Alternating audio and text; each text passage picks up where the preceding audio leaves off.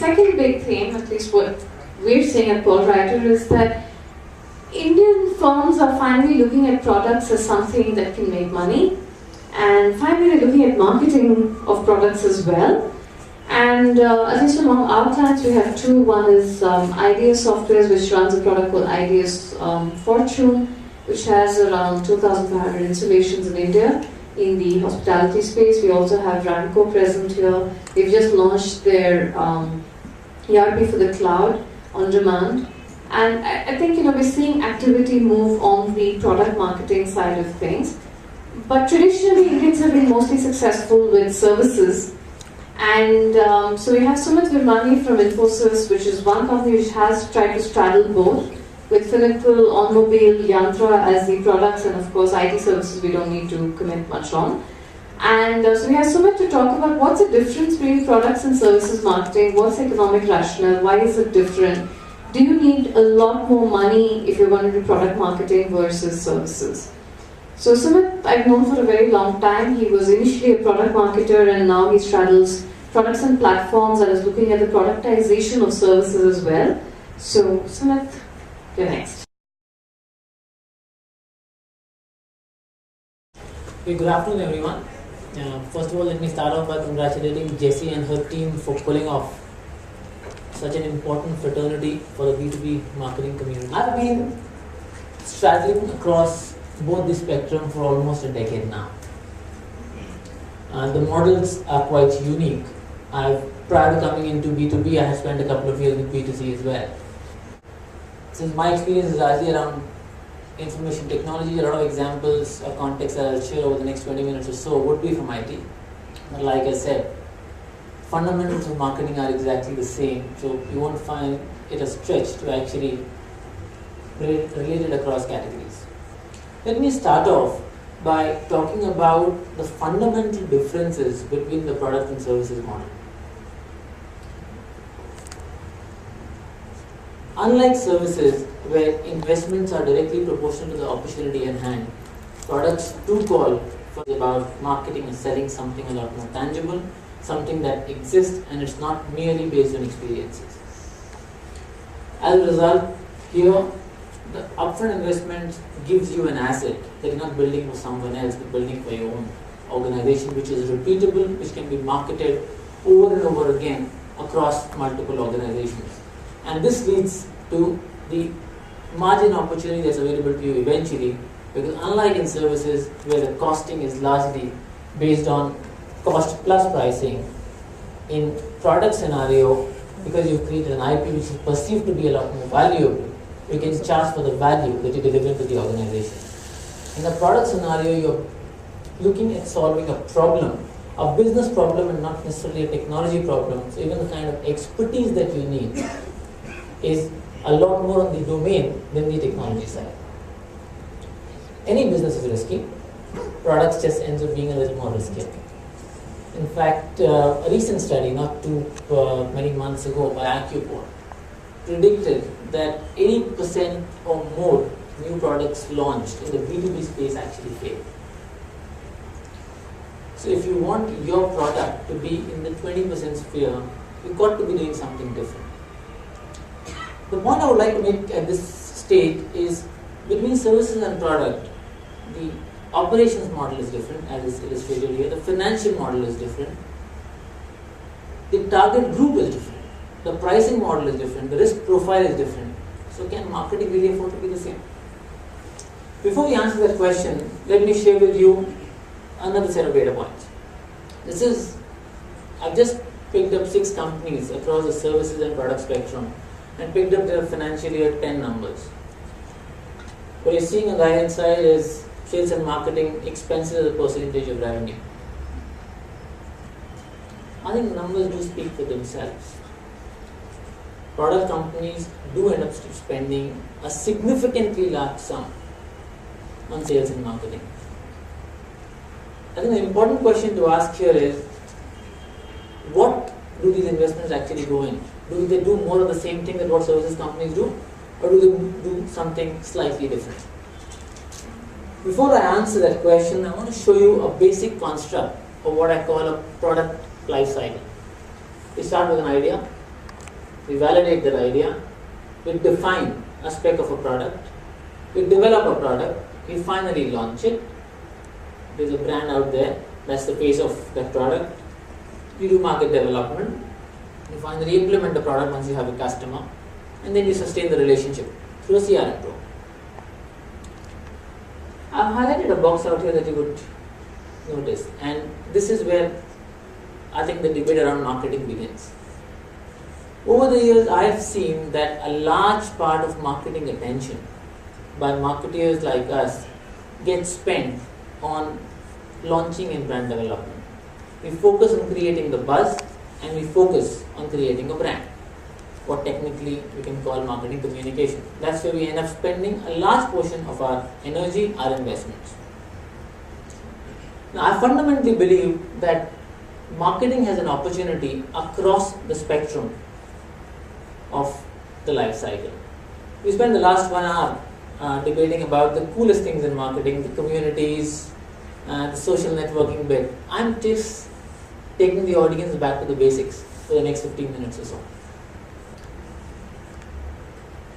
I fundamentally believe there are 5 key pillars that marketing need to leverage to create a very effective marketing plan, a product marketing plan, which treads across the life cycle of product and not necessarily begins only at the product launch stage. I call the first pillar nurturing the concept. Now we all know ideas can come out of anywhere. The moment there is an unserved need in the market, there is a product idea out there to be exploited. So what role does marketing have out here? Marketing is supposed to be a department that understands more about the market than anybody else. They are the ones who have their eyes and ears close to the market, right up there. What can they do to generate an idea, to identify a latent need? What can they do once, and more importantly, once you have the needs identified, what can they do to validate that opportunity?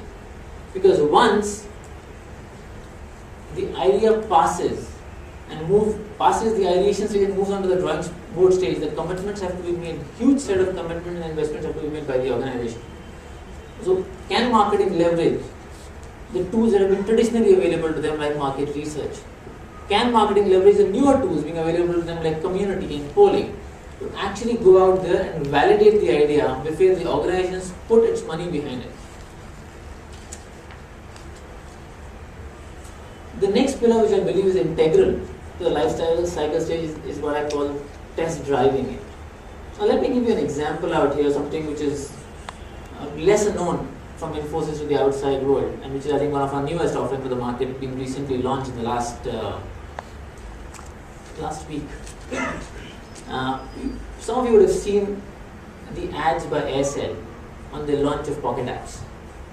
It's a mobile application store. I think they're promoting it across channels right now. What do you think it's powered on? It's powered by an Infosys product called Flip, which is the mobile application store. Before we actually went out and commercialized that product, a huge effort was made across running multiple focus groups in different parts of the country, speaking to consumers one-on-one, figuring out what works. Are the applications of what relevant to what they do on a daily basis? Is the user experience relevant? Is the speed good? And all that information was juggled in before a product was actually commercialized. So I think marketing has an important role to play in piloting the product and more importantly perfecting it before you can go out there and announce it to the world. My next stage is the most familiar stage. That's the stage where I think all of us are very good at doing this, branding it, creating a huge buzz around it, firing all channels, building all the cool ads. I don't need to spend much time on this one. But what I do want to spend time on this element is we need to be sure of what we are creating. I believe in a B2B environment, there are 2 kinds of brands that we create. The visible brands and the invisible brands. A lot of brands are to a very, very specific, well-defined set of audience, and therefore they require a very different nurturing approach. They require a completely different choice of channels. it requires a completely different execution plan. And as long as we are clear what brand we are creating, we won't be drawn into picking up the channels which create default buzz. The next stage is my favorite stage. I call that stage driving it. Marketers are extremely enamored by some of the metrics that we publish in which only we and our teams really understand. Brand awareness, perception, share of voice, analyst mentions.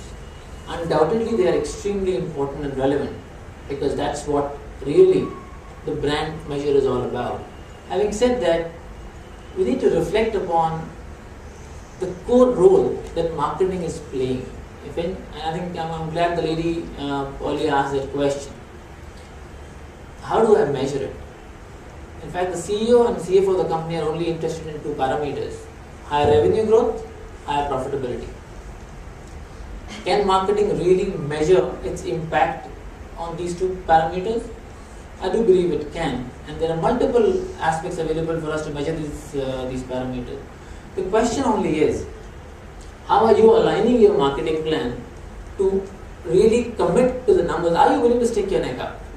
Are we willing to stick our neck out beyond the measures that only our team understand? And I believe that is going to be very, very critical in a product environment if we were to justify the kind of investments it will take to build this business. If it will justify the kind of investment it will take to be in that 20%.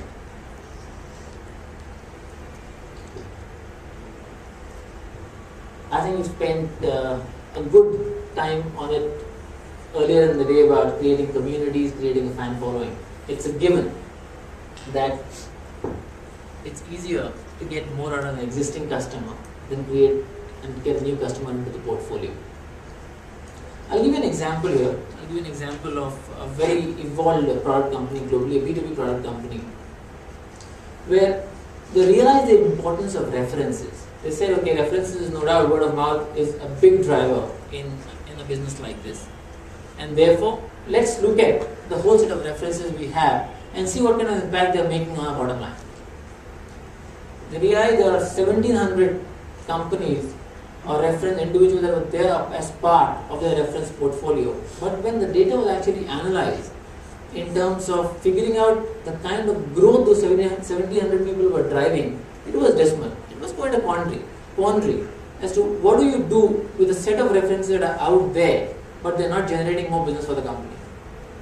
And that's when the head of the business reflected on something called the Net Promoter Score. I'm sure some of you would have heard about Net Promoter Score and what it does for the business. It's all about figuring out who are your biggest promoters in your entire community. Once the data was actually analyzed, they realized that of the promoters across the entire customer base, only 20% were actually being identified as a reference by the marketing community. There was an 18% number out there which was not even developed and nurtured as a reference. Once the problem was fixed, the reference base went from 1700 to 6000 and the growth went through the references were generating the business that they were supposed to generate, and marketing finally hit upon a metric that made sense to the business.